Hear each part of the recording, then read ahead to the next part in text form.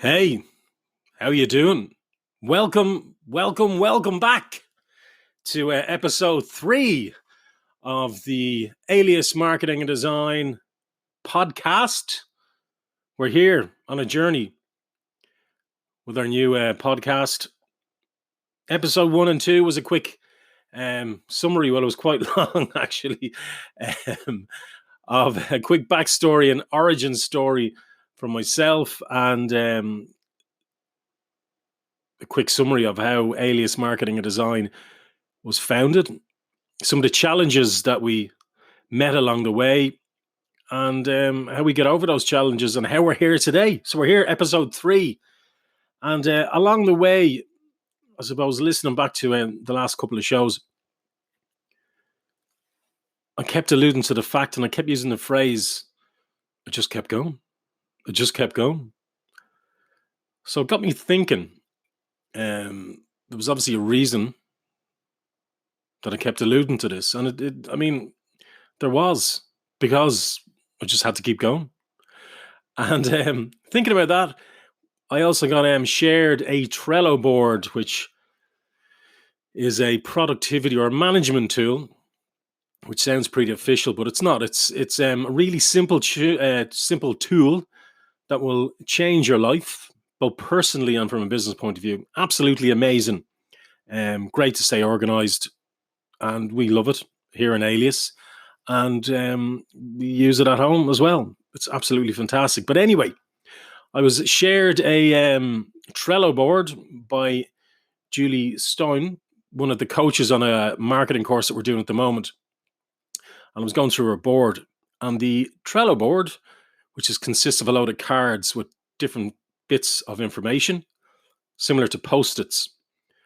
And I looked at one of her ideas for content creation, and it was just perseverance was the one simple word. And I went, Julie, world famous marketing coach.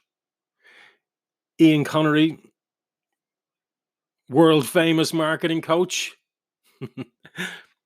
I got to do an episode on perseverance, because really perseverance is the foundation, in my opinion, to get started in business, to take that risk, and obviously it's critical to keep going in business.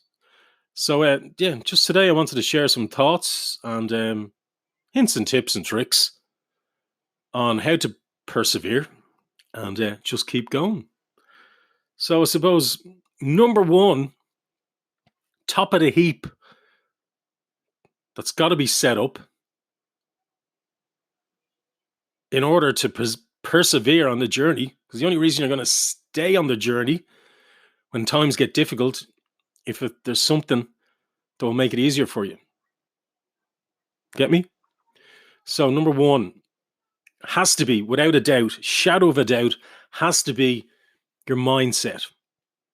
I know it's cheesy. Everybody speaks about mindset lately, but 100%, the trick to perseverance has to be your mindset. If you don't have your mindset set up in a certain way or structured in a certain way, you won't keep going. So mindset and belief, you got to have a strong mind to keep going. You got to be suited as well for getting into business or whatever you want to do, whatever you're doing, whether it's sport, business, hobbies. If you want to persevere at anything, you got to like what you're doing.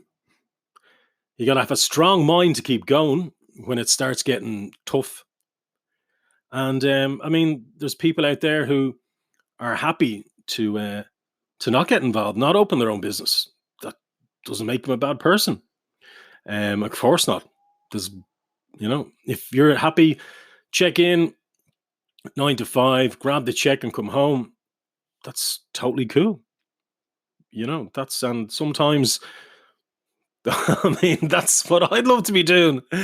But I chose to get involved in what I'm in now, so I got to keep going.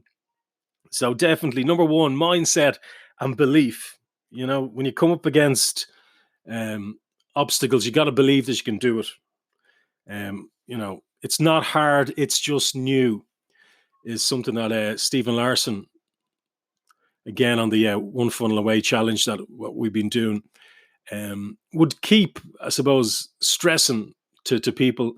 Obviously, with my background, because it's marketing and design based, on the course, some of the challenges are crazy, and that you have to do if you had no experience in design or marketing or writing copy.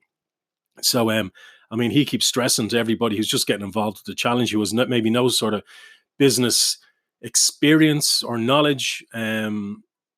He just keeps saying it's not hard, it's just new, and 100%, it's totally true. Because after a few tries, once you see something a number of times, give it a go, learn how to do it, and you can overcome it. So mindset and belief you can do it. If you can't believe, you can't do it. So number 2, I suppose, has to be goals. You can't go anywhere if you don't know where you're going. So you got to set a goal, know where you want to get to, set that goal, devise a plan on how you're going to get there. You don't have to do all the plan the next day, but you got to have a kind of a direction in where you're going to and what goal you're going to get to. Like, nobody has ever got anywhere without a goal or a route. So number 2, really important, set that goal and have a plan devised with some sort of direction on where you're going to go. Now, obviously, you're going to have the goal, you're going to have your plan to get to the goal, and then your plan is going to be made up of little micro baby steps. So each one of those steps is going to be a milestone to complete. So it's like I suppose the phrase, how do you eat an elephant? One bite at a time. And that's it, Your goal is the massive elephant, and the baby steps, your little micro plans that you have every day to accomplish, are your bites of the elephant every time. So really, really important. Set your goal, have a plan, and then within the plan, have those little micro tasks that you got to complete to send you in the right direction. And I mean, every day you complete them, or after you complete 1 or 2 or 3, you'll find out, and you'll be, I suppose, given a new sense of direction, and you'll have a clearer path to where you're going. So really important as well, which kind of is, I suppose, point number 3 would be, every time you accomplish one of those little micro stages, or you complete a task that takes you closer to your goal, go out and celebrate. Pat yourself on the back and say, well done, super. Don't just assume that because you've completed it that you move on to the next. Take time, absorb what you've done, absorb what you've achieved in a small sense, celebrate the milestone, and then move on to the next. Because with each of those celebrations, you're going to trigger the endorphins, the happy chemicals in your brain, and the journey is going to be an awful lot easier. And it's going to help you persevere even further, because the journey appears to be smaller, and it's going to be an awful lot clearer as you're going. So obviously you're completing these tasks, you're celebrating every time. The life journey is great. You're getting closer to your goal, but there's no point in, completing a task today and then waking up and patting yourself on the back, sitting back and just, resting on your laurels. Consistency is obviously key as well. So consistency,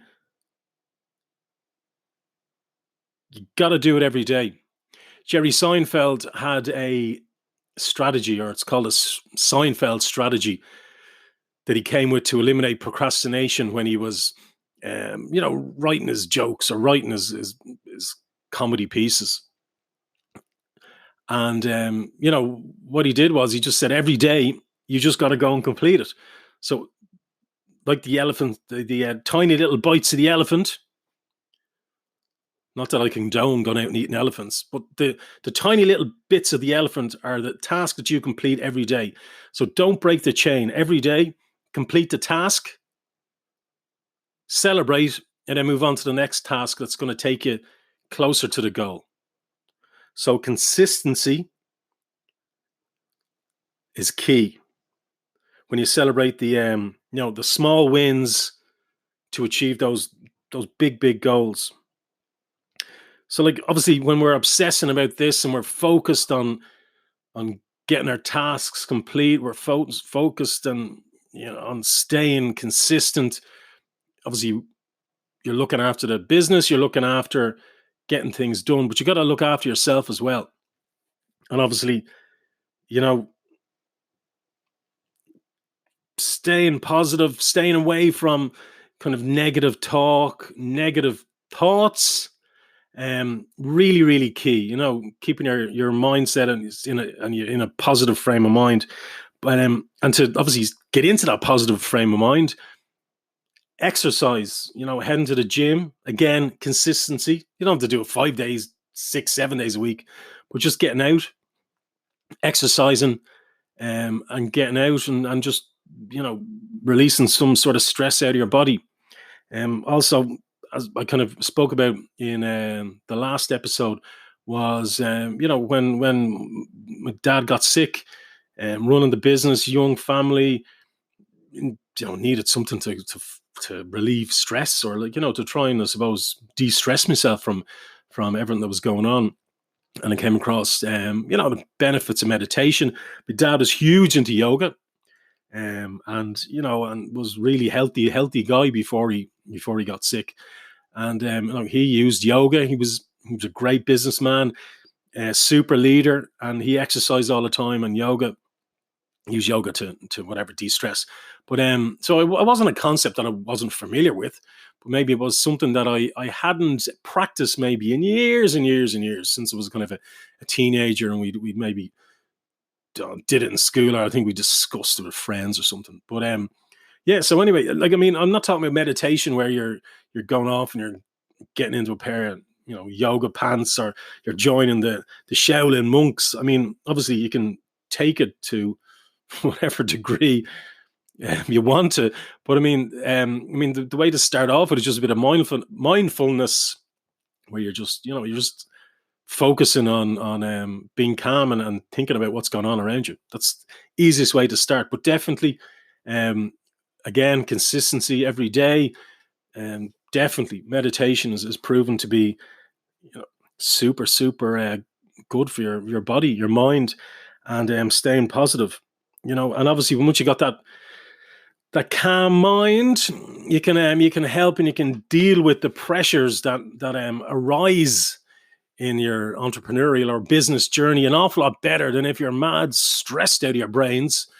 And you can obviously think an awful lot clearer and focus on any issues that arise and any big decisions that you have to make to move forward and in a positive way.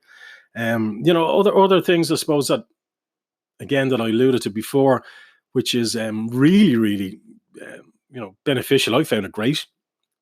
I've spoken to a few people who've kind of started it, thought it was great, and then just couldn't persevere with the actual with the project, or the consistency of doing the Wim Hof method. So Wim Hof, he's also known as the Iceman. So he's basically tracked across the Himalayas and all these in extreme conditions, only in a pair of shorts and a headband and a backpack, and he's basically defied all laws of nature, submersing himself in ice baths for hours and swimming in Antarctica and the Arctic, or wherever he was, really cold places. But he's basically has a technique called the Wim Hof technique, and it's basically a combination of breathing exercises and cold therapy. So the breathing exercises in themselves are a type of meditation, I suppose. So it's literally just kind of holding your breath, blowing out for 30 or 40 times. It's really cool. You kind of get this natural high off it, and that's just what he kind of focuses on and speaks about in his videos all the time.